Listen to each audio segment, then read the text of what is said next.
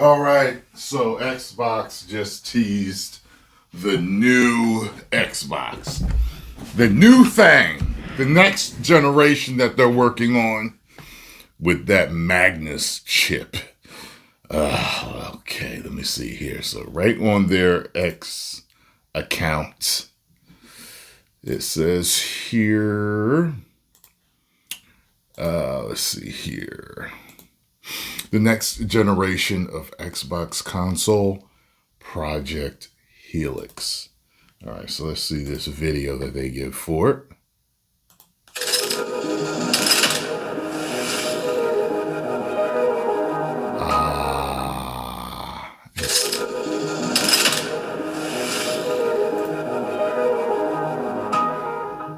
I see what you're doing there. There's an X within the double helix of genetics of your DNA. Interesting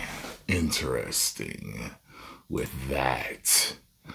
And as of now that I'm looking at, it's got 7.2 million views. And let's check out what Asha has said about it.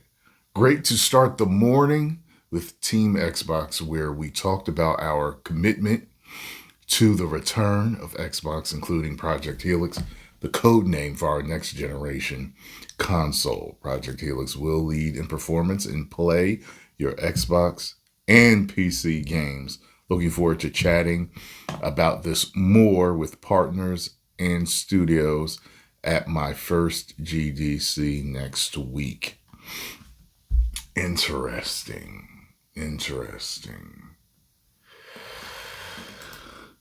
This makes me think this might be one of the reasons why Sony is no longer going to do their major single player games on PC anymore. I'm hearing that they weren't hitting the numbers that they wanted, but I'm also hearing that it was affecting the console sales.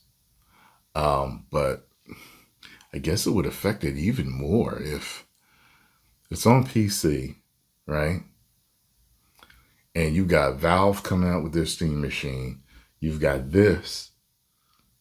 You got Project Helix with the Magnus chip. All you Xboxers are going to have a little Magnus in there working. Woo! Let's fire up this build game right now. And all the PCs out there. I could see that cutting into console sales, especially if you're looking to really do numbers with your exclusives. It really does make sense that they would stop. They would stop.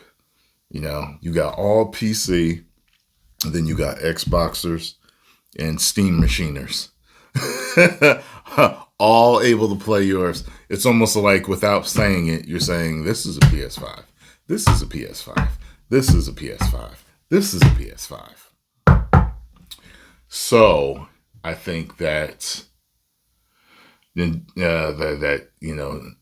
is looking to truly control the console market, their next outing, or at least starting from now into their next outing.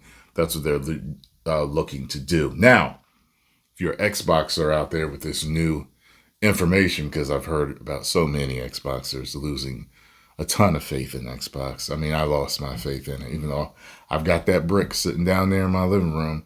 It's just that PS5, I've got the PS5 Pro and the old PS5 sitting there. I've been thinking about setting some type of rig up here to do some gaming or something with it. But I'm just like, I've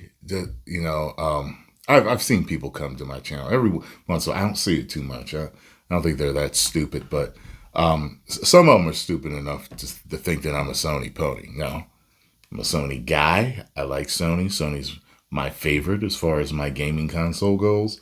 But I bought both for a reason. And I owned them both for a reason before. Like I owned the 360 and I owned the PS3 for a reason. When it came to the PS4, when I finally started gaming again, a fan sent me the other Xbox And I was just so overwhelmed. I just never played it because I had so many games for PlayStation to play and stream. And my backlog is so, yeah, I feel like I'll never get to all the games that I want to play.